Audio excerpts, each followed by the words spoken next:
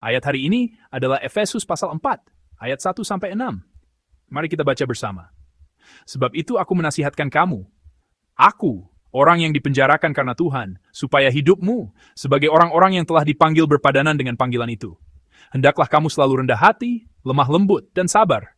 Tunjukkanlah kasihmu dalam hal saling membantu. Dan berusahalah memelihara kesatuan roh oleh ikatan damai sejahtera. Satu tubuh dan satu roh. Sebagaimana kamu telah dipanggil kepada satu pengharapan yang terkandung dalam panggilanmu. Satu Tuhan, satu iman, satu baptisan, satu Allah dan Bapa dari semua. Allah yang di atas semua dan oleh semua dan di dalam semua. Amin. Rasul Paulus di tengah-tengah suratnya kepada jemaat di Efesus, dalam ayat pertama dari nas kita hari ini, berkata demikian. Sebab itu aku menasihatkan kamu, aku, orang yang dipenjarakan karena Tuhan, supaya hidupmu sebagai orang-orang yang telah dipanggil berpadanan dengan panggilan itu.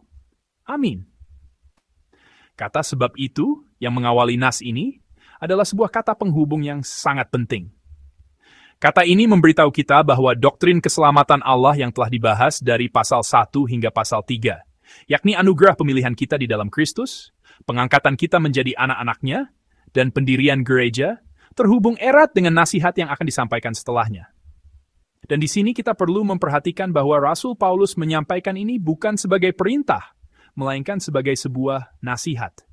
Meskipun nasihat ini didasarkan pada kebenaran doktrin keselamatan, yakni pemilihan Allah, pengangkatan kita sebagai anak, dan pendirian gereja, Rasul Paulus tidak sekadar memerintahkan secara paksa untuk melakukan ini dan itu. Kata menasihatkan di sini dalam makna aslinya berarti memohon atau meminta. Ini bukanlah nada bicara seorang guru yang memberi instruksi kepada muridnya dari atas, melainkan sebuah permohonan yang disampaikan dengan kasih kepada saudara-saudari seiman yang berjalan bersama sebagai rekan sekerja. Dan kita tahu, Rasul Paulus saat itu berada di dalam penjara. Namun, ada sesuatu yang lebih kuat daripada belenggu penjara yang mengikatnya. Keyakinan akan panggilan Allah dan kepastian keselamatan bahwa Allah telah menyelamatkannya. Dengan keyakinan inilah, Rasul Paulus menasihati jemaat di Efesus, seolah-olah berkata, aku memang terbelenggu oleh rantai, tetapi kita semua terikat oleh Injil. Oleh karena itu, marilah kita hidup berpadanan dengan panggilan itu. Ia tidak memberi perintah yang keras, hiduplah berpadanan dengan panggilanmu. Melainkan ia mengajak, mari kita hidup bersama-sama dengan cara ini. Karena kita telah dipanggil dan diselamatkan oleh Injil, marilah kita hidup demikian. Saat kita merenungkan latar belakang ini dan mendalami nas hari ini, kita harus merenungkan firman sambil memegang sebuah pertanyaan penting.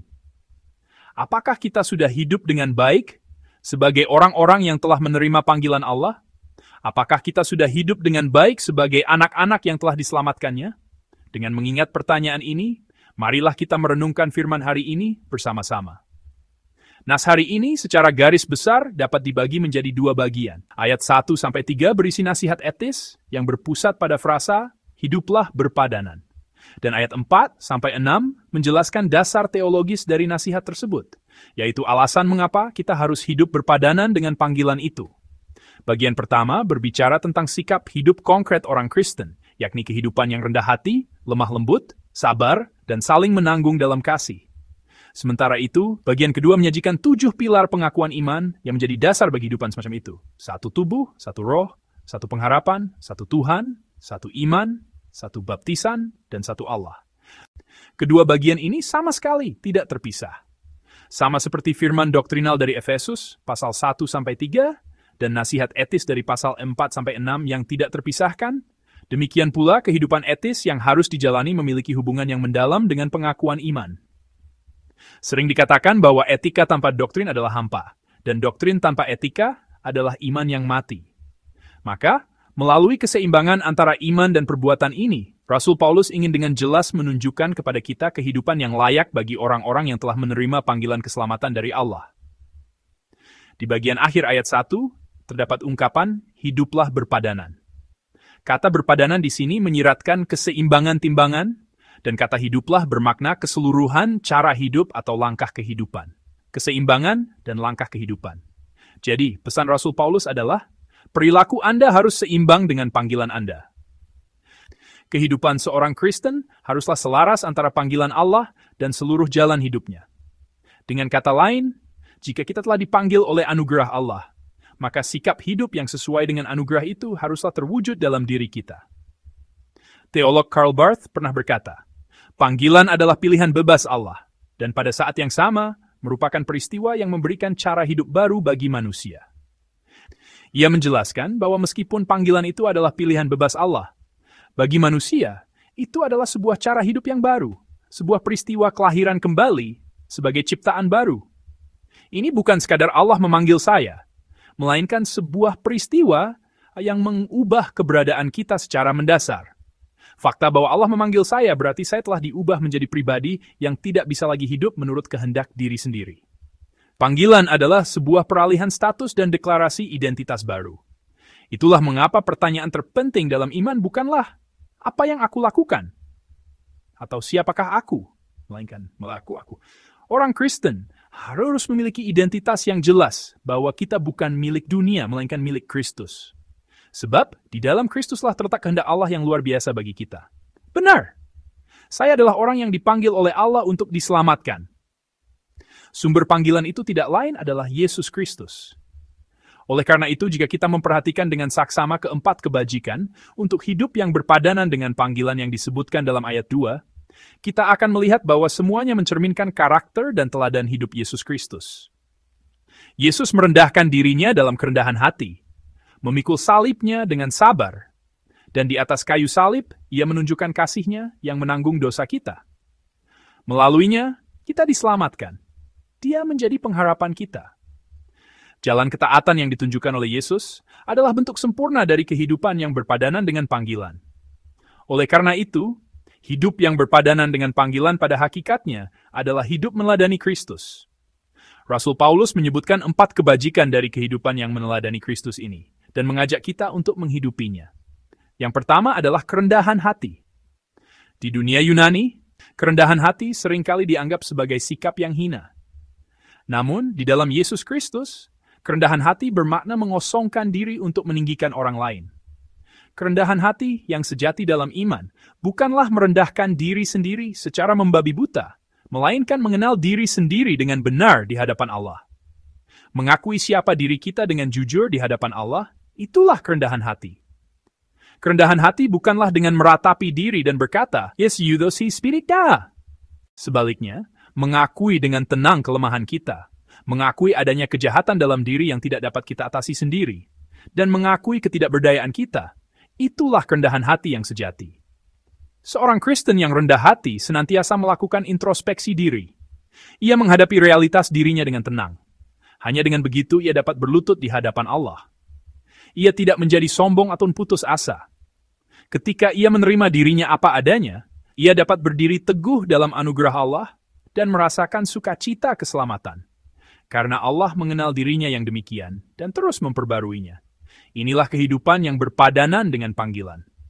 Kedua, Rasul Paulus berbicara tentang kelemah lembutan. Kelemah lembutan bukanlah keadaan tanpa kekuatan, melainkan kekuatan yang berada di bawah kendali. Seperti kuda liar yang telah dijinakkan, itulah gambaran jiwa yang terlatih dan tunduk kepada Allah.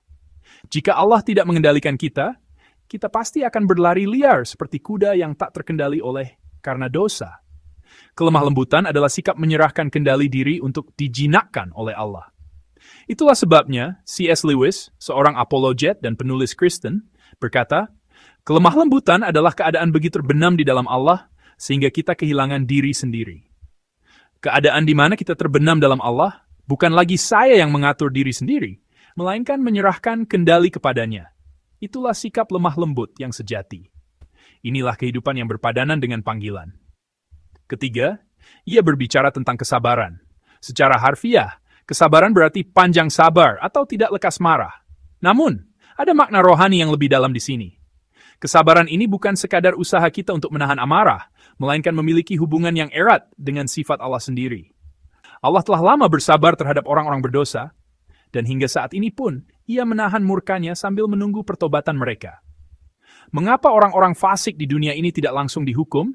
Mengapa mereka yang pantas diadili dan dihakimi masih terus hidup? Itu karena Tuhan, Allah kita, Hakim yang adil itu, sedang menunjukkan kesabarannya. Allah tidak bersukacita atas kematian orang fasik. Ia rindu agar mereka bertobat dan kembali kepadanya. Itulah kasih Allah yang tak terbatas. Allah sedang menahan diri. Allah sedang menunggu. Kesabaran menunjukkan kepada kita sifat Allah ini. Dan ini jugalah sifat kasih Kristus yang telah dengan sabar menanggung kita di kayu salib. Oleh karena itu, kehidupan yang berpadanan dengan panggilan adalah kehidupan yang penuh kesabaran. Dan yang keempat adalah saling menanggung dalam kasih. Ini berbicara tentang sebuah sikap aktif untuk merangkul sesama. Sering dikatakan bahwa kasih bukanlah sekadar perasaan, melainkan sebuah keputusan kehendak. Tentu, ada kasih yang timbul secara tulus dari hati. Namun, kasih sejati juga menuntut pilihan yang aktif dan berani. Tanpa keberanian, kita tidak bisa berkorban.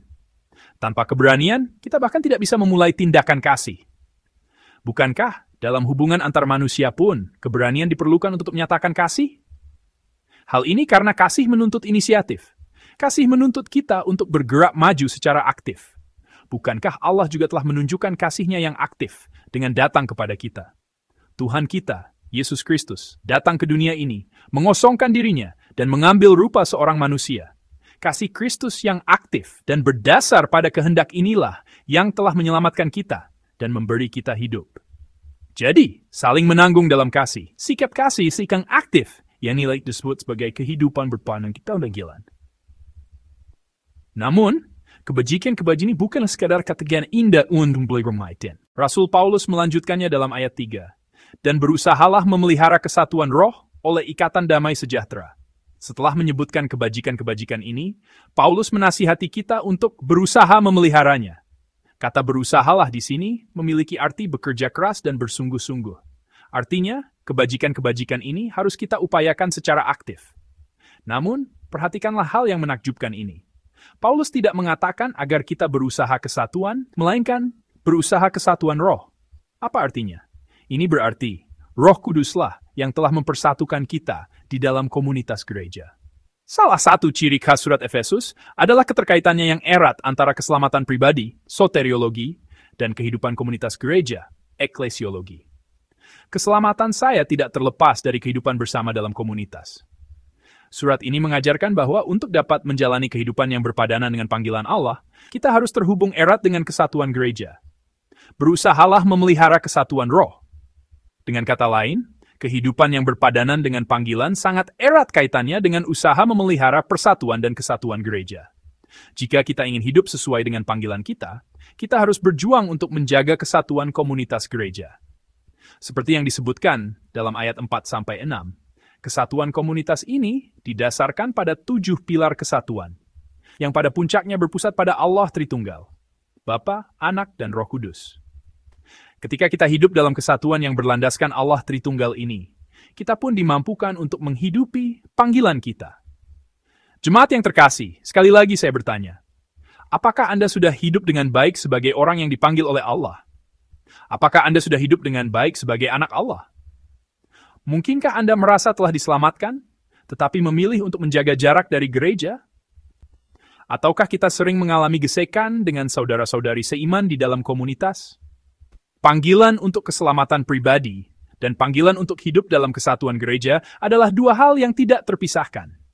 Mereka yang telah dipanggil untuk diselamatkan harus hidup meneladani Kristus. Dan hidup meneladani Kristus adalah kehidupan yang dihidupi dalam kesatuan bersama gereja. Ingatlah firman yang mengatakan bahwa Allah tidak menyesali kasih karunia dan panggilannya.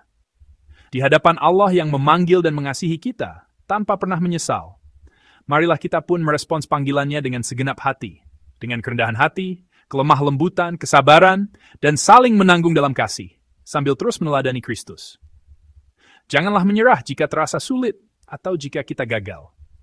Allah telah menganugerahkan komunitas gereja kepada kita. Di dalam gereja, melalui kesatuan yang kita pelihara, kita dapat memperoleh kekuatan baru untuk terus menjalani kehidupan yang berpadanan dengan panggilan. Dan untuk mendukung komitmen kita ini, Allah telah mempersiapkan sebuah waktu rohani yang khusus. Itulah retreat yang akan kita laksanakan minggu depan. Sebuah waktu di mana seluruh jemaat menjadi satu dalam pujian, satu dalam doa, dan satu dalam firman.